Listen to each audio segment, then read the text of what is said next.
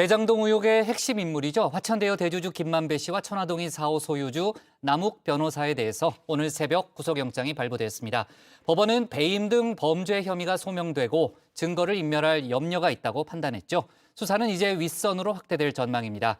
그리고 위드 코로나 나흘째 오늘도 2,000명대 확진자가 나왔는데 앞으로 2주간 수능 특별 방역이 실시됩니다. 관련 내용을 신체커가 정리했습니다.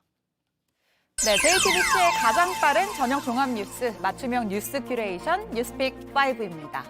자, 오늘 준비한 픽은요. 김만배 남욱 구속, 윗선은 그리고 곧 5,000명, 트럼프 어게인, 24시 군 휴대폰, 마지막은 쓰러진 채 끌려다녔다입니다. 자, 먼저 대장동 의혹 관련 수사 속보부터 살펴보겠습니다. 김만배 남욱 구속, 윗선은입니다.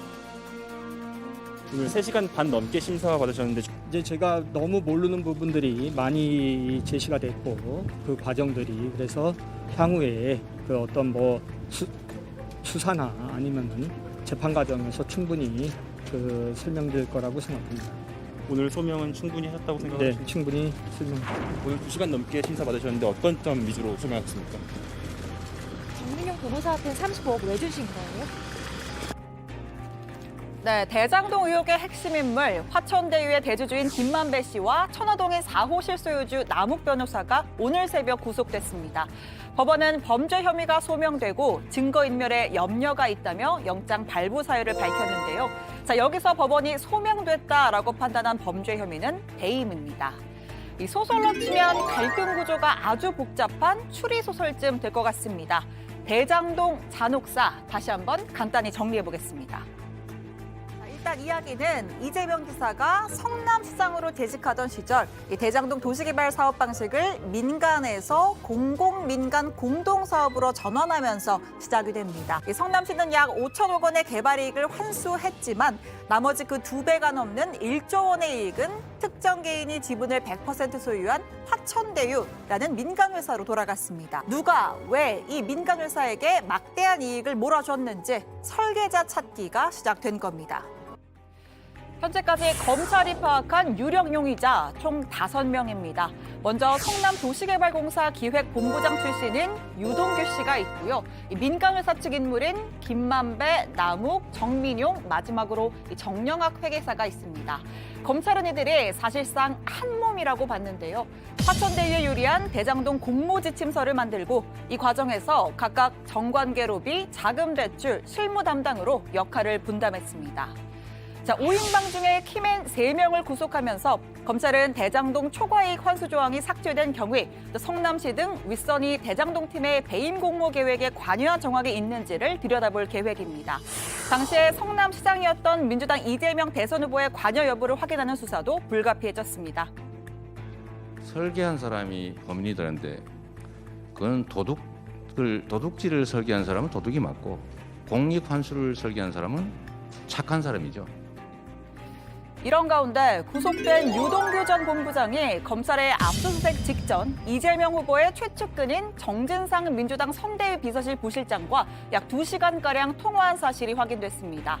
이 후보는 지난 국정감사에서 압수수색 당시의 유 전 본부장의 상황을 이렇게 전해들었다라고 말한 바가 있죠. 충성을 다했어요, 유동규는. 충성을 다한 게 아니라 배신한 거죠. 제가 들은 바로는 작년부터 이혼 문제 때문에 집안이 너무 문제가 있다고 그래서 아마 그 체포당할 당시에 압수수색 당시에 자살한다고 약을 먹었다고 해요. 그래서 뭐 침대에 들어 누워 있었다 뭐 이런 보도가 있던데. 네, 당시에 이 국정감사 발언을 두고 국민의힘 원희룡 전 지사 이재명 후보가 치명적인 실수를 했다라고 평가했었죠. 유동규가 핸드폰 던지기 전에 2시간 동안 통화를 했어요. 유동규는 과거에 악역은 다 하고 자기가 이제 토사구팽될 수밖에 없는 그 상황에 유동규는 처해 있는 거예요. 그 사람은 네. 복심이다. 이재명 지사의 복심이다. 복심이면서 유동규까지도 잘 알고 달랠 수 있는 사람. 아니 지금 너무 확신하면서 말씀하시는 거 아니에요? 확신할 때는 근거가 있겠죠. 네, 국정감사 당시에 이재명 후보는 유 전 본부장의 상황을 어떻게 들었느냐라는 질문에 언론을 통해서 알았다 혹은 잘 기억이 나지 않는다고 답변한 바 있습니다. 신문 봤습니다. 신문으로요? 네, 그 언론 그 인터넷 혹시 기사로 봤습니다. 정진상은요? 정진상은 여기서 바로 매일 소상히하고 있죠. 보고 받으셨단 말입니까? 그건 모르겠습니다. 유동규 체포 과정 관련돼서 보고 받은 적 없습니까? 모르겠는데요. 기억을 못하는 겁니까? 전화를 받은 것이 제 기억에는 없습니다. 기억이 없습니까? 네. 기억이 없다. 네. 역시 유능한 변호사님 같습니다. 네, 정확히 누굴 통해 들었는지 기억이 나지 않는다는 답변이었습니다. 정진상 부실장은 유동규 전 본부장과의 통화 사실은 인정했습니다. 입장문을 통해서 평소에 알고 있던 유 전 본부장의 모습과 너무 달라서 직접 확인이 필요하다고 판단했다. 유 전 본부장에게 잘못이 있다면 감추지 말 것과 충실히 수사에 임할 것을 당부했다라고 했습니다. 또 이재명 후보도 추가 입장을 밝혔는데요. 정 부실장이 유동규와 통화한 것은 나중에 안 것이라면서 국정감사 당시에는 언론인으로부터 간접적으로 들은 이야기였다라고 설명을 했습니다. 이 원희룡 전 지사는 유 전 본부장이 통화한 사람이 정진상 부실장 말고도 한 명이 더 있다면서 그 역시 이재명 후보의 복심인 인물이라고 주장했는데요. 이미 휴대전화 은폐를 시도했던 유 전 본부장, 메신저 비밀번호를 제공하지 않는 등 수사에 비협조적인 태도를 보이고 있습니다. 자, 두 번째 픽 가겠습니다. 곧 5천 명입니다. 자, 위드 코로나 도입 나흘째 신규 확진자 수는 2,482명으로 이틀 연속 2,000명대 중반을 기록했습니다. 도입 초기에 확진자가 늘 것이란 슬픈 예감이 현실화되고 있는 것이죠. 이달 중에 3,000명에서 최대 5,000명대까지 늘어날 수 있다는 전망도 나옵니다. 당분간 계속 증가하다가 일정 시점 이후부터는 확진자 발생 규모가 균형을 이루든지 아니면 좀 더 안정화되는 추세로 가기를 기대하고 있는 중입니다. 자, 이 위드 코로나에선요, 전체 확진자 수보다 위중증 환자 수 관리에 더욱 초점을 둡니다. 그런데 전체 확진자 수가 늘면 그 비율상 위중증 환자도 같이 늘어날 수밖에 없죠. 오늘 위중증 환자 수는 365명, 사망자 수도 24명으로 10개월 만에 가장 많았습니다. 만약 최대 확진자가 2배, 그러니까 5,000명 가까이로 늘어날 경우 위중증 환자 수도 700명대에 이를 수 있는데요. 이건 정부가 위드 코로나의 긴급 멈춤으로 제시한 기준에 육박합니다. 이게 병상 가동률이 한 60% 되면 일단 경보를 보내야 됩니다.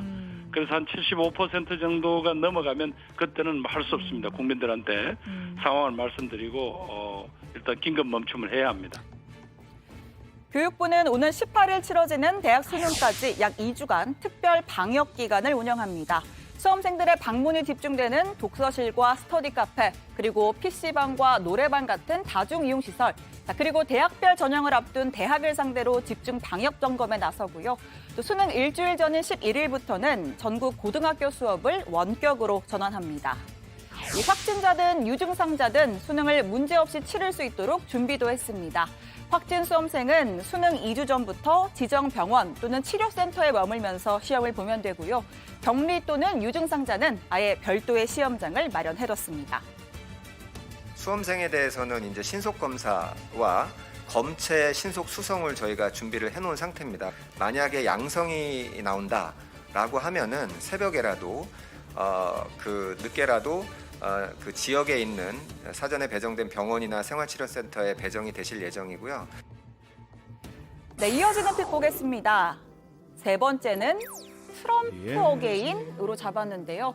자, 지난 1월입니다. 미국 백악관에 새 주인 바이든 대통령이 새 살림을 차렸습니다. 전 주인인 트럼프 전 대통령은 새 주인 취임식에 불참한 채 셀프 환송식을 열었고요. 프랭크 시나트라의 명곡 마이웨이를 깔고 자택으로 향하는 전용기에 올랐습니다. 마지막으로 이 말을 남긴 채요. So just a goodbye. We love you. We will be back in some form. 네, 어떤 식으로든 돌아오겠다. 이후에 차기 대선 재출마를 시사하는 발언으로 미국을 여러 번 시끄럽게 했습니다. 그런데 이 말 단순히 트럼프식 화법으로 치부할 수 없는 게요. 트럼프 전 대통령은 공화당의 차기 대선 주자 지지율 47%, 부동의 1위 자리를 고수하고 있습니다. 자, 이 트럼프의 힘은 버지니아주 주지사 선거에서도 드러났죠. 민주당의 오래된 텃밭 버지니아에서 공화당의 글렌 영킨 후보가 민주당을 누르고 당선되는 대이변이 일어난 겁니다. 미국 언론들은 바이든 대통령에 대한 유권자들의 실망이 표심에 반영됐다고 분석했는데요. 길어지는 코로나 사태, 또 아프간 철군 과정에서의 극심한 혼란 등 각종 악재로 인해서 바이든 대통령 지지율이 연일 최저치를 갈아치우고 있습니다. 내년 11월 달에 있는 중간 선거에도 빨간불이 켜졌다는 평가입니다. 자, 오늘의 네 번째 픽, 24시 군 휴대폰으로 잡았습니다. 자, 국방부가 병사들이 평일 일과 중에도 휴대전화를 사용하도록 하는 방안을 검토하고 있습니다. 현재는 일과 후인 평일 저녁 6시부터 9시까지, 주말 아침 8시 반부터 저녁 9시까지 휴대폰을 쓸 수 있는데요. 육군 15사단 소속 기관병과 훈련병 5천 명을 대상으로 일과 중 휴대전화 사용 시범 운용에 착수했습니다.